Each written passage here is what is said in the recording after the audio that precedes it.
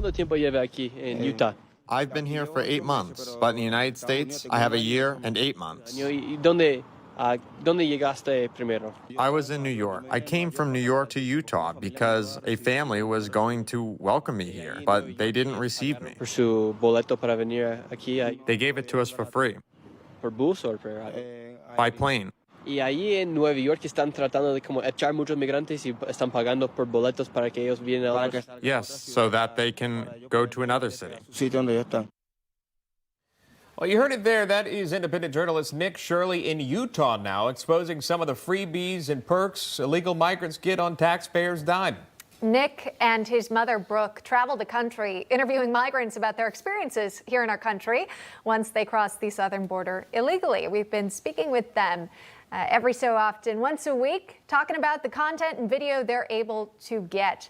Nick and Brooke Shirley are here with us again. Welcome to you both. Hey, Nick, can you talk to us about this one migrant encounter in particular here? The perks, comes across the border illegally, goes to New York, ends up in Utah. What stood out to you from that conversation?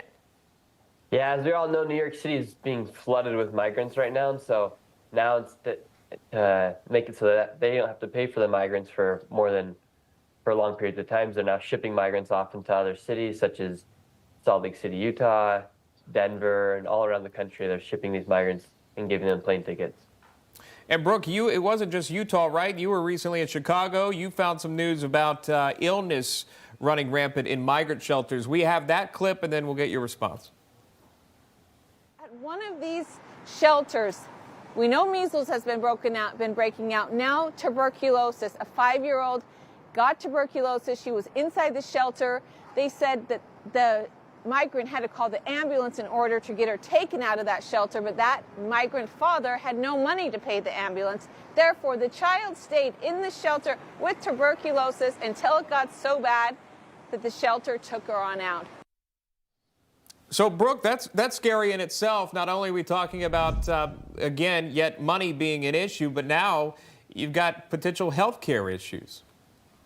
Yes, what we've learned in Chicago and with these diseases that are going around, these shelters, especially in Chicago, one of them was a warehouse with no windows. Everything was boarded up. And could you imagine if measles or tuberculosis or other diseases or sicknesses are going on in these shelters?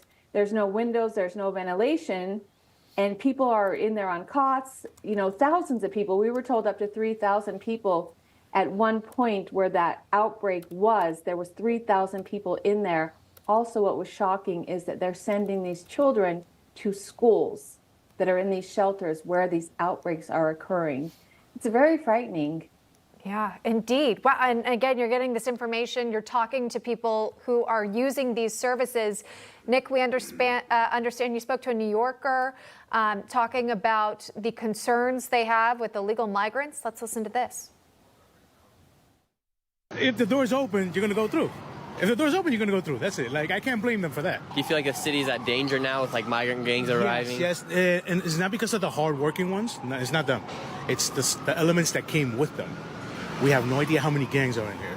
We have no idea how many mafia-working guys are in here, or how many people are with the cartel that just went through, or how many people from the Middle East came through the border with these guys. Mm-hmm. We have no idea. We have no idea how many enemies we have infiltrated in the country. Yeah, and it sounds just like some real normal concerns that people might have when, again, we don't know exactly where folks are coming from, what their intentions are. Again, talk to us about that moment, that conversation, and how a New Yorker was just being honest with what his worries were.